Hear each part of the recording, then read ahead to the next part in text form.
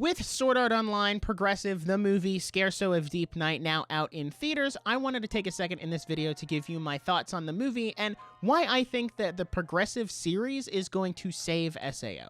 I also just want to acknowledge the mouthful of a title that this movie is. Sword Art Online Progressive, the movie Scherzo of Deep Night. Like, that's just a really long title. I do want to give a warning though, as this video is going to kind of skirt the line between what is and isn't spoilers. I'm not going to spoil anything huge, but I'm also not going to not talk about some of my favorite moments from the movie, especially the parts that have to do with characters. So yeah, if you don't want to know anything about this movie, then I would stay away from this video for now and come back after you've seen the movie. Let me start out by saying I genuinely enjoyed this movie, as I did the first one, which I talked about on a podcast episode before, but I think Progressive is easily some of the best Sword Art Online content we've gotten, and this movie really just continued that. Now, as for Scherzo of Deep Night, all of the usual things I loved were great. The animation was fantastic. They actually did a really good job of blending 3D CG and the 2D animation together, and I honestly haven't seen anyone do it this well other than Ufotable for Demon Slayer.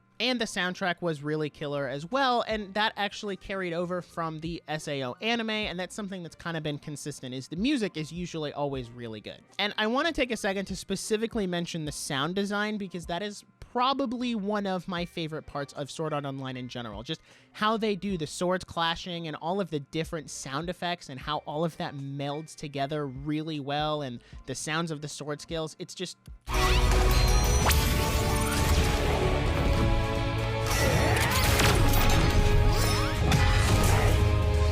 It's so good, and really one of my favorite parts of SAO. Now, one of the things that Scherzo of Deep Night does that I guess was continued from Aria of a Starless Night is that it takes everything bad about the original anime and just kind of throws it out and focuses on what made the original anime so good and engaging. They're taking the time to build and flesh out this giant world of Aincrad. There are a ton of people trapped in this game, and it's taking the time to actually flesh out how these people are feeling, how they're reacting to now living in essentially a death game. And the fact that we're 2 movies in and we're only 2 months into SAO. At the end of the movie, it's January of 2023, and the game started in November of 2022. Which, side note, it is really weird that when SAO first started out, it was in the future, but now it's just kind of in the present, so like we could totally be living in SAO right now. But that aside, we spend pretty much this entire movie on floor 5, something that the original anime didn't really do. They kind of breezed through every floor except for a handful of ones that were significant to the plot.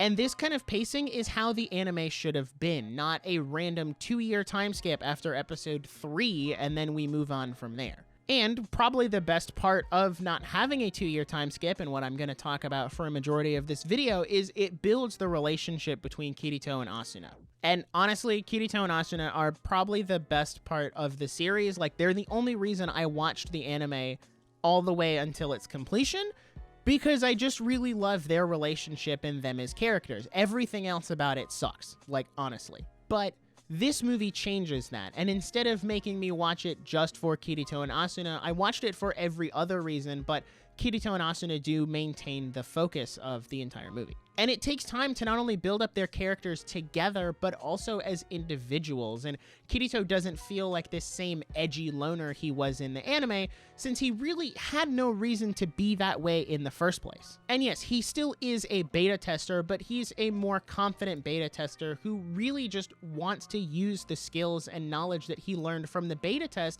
to save as many people as possible and get them out of this death game. He's also a really great teacher to Asuna, which is something that these movies, this second one especially, really leaned into. Because as opposed to the original anime where Asuna was like bad at the beginning because she was a girl, but then we do the 2-year time skip and now she's one of the highest and greatest fighters ever, there's really no development, or we don't get to see her development of going from point A to point B. Speaking of which, these movies have really brought out the best in Asuna's character. I would argue Asuna is the main character of Progressive, not Kirito.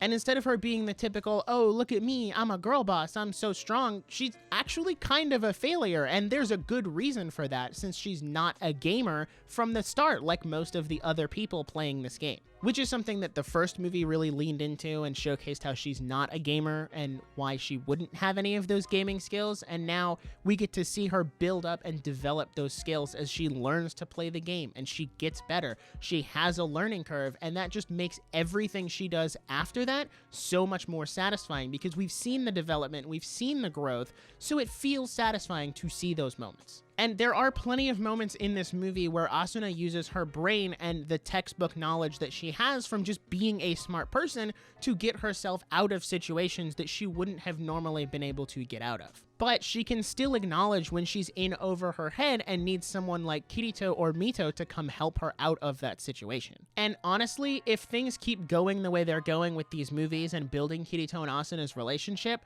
I think it's going to end up being a better relationship than what they have in the anime.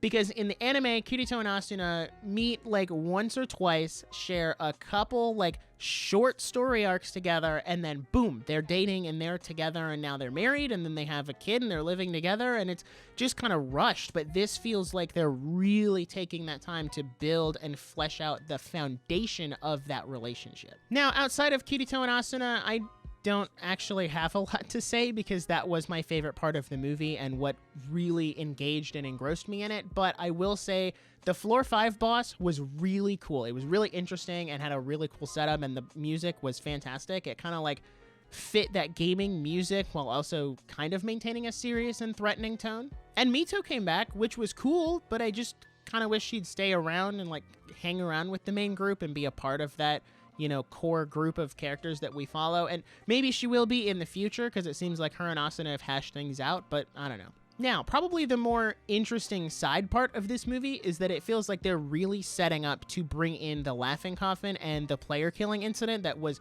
really just referenced in the original anime. Never shown, except for a flashback, like way later on, but never shown. And it seems like they're setting up to do an entire movie around that entire incident and really set up and bring in the laughing coffin, which if you've watched the original anime, you'll know that is a very significant guild group in the original SAO. But all that being said, I am very interested to see where things go from here on out, because I think Sword Art Online Progressive could very easily save the terrible reputation that the original anime has. Because the thing is, what makes the Sword Art Online anime bad is the writing and just how all of that was executed, and the fact that we finished the Sword Art Online arc of Sword Art Online in the first 14 episodes of Sword Art Online. Let that sink in, by the way.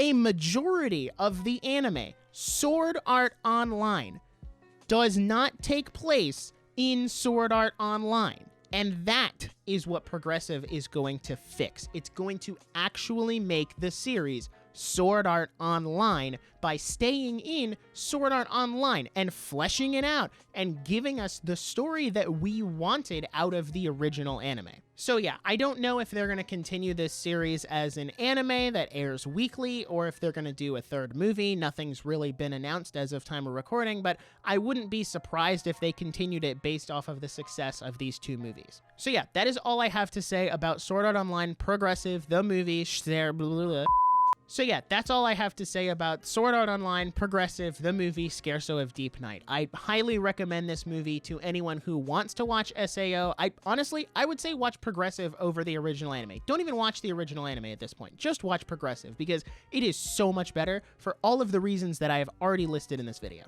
And if you're a Sword Art Online fan who hasn't watched Progressive yet, watch Progressive for all of the reasons that I've already mentioned in this video. And if you enjoyed this video, be sure to leave a like, subscribe, and hit the notification bell so you can be notified when we upload more movie review content like this. Now, this video is over, but you can check out whatever video is right here because it's going to be a great one. Maybe it's another anime video, maybe it's a different kind of video, maybe it's a podcast episode. I don't know.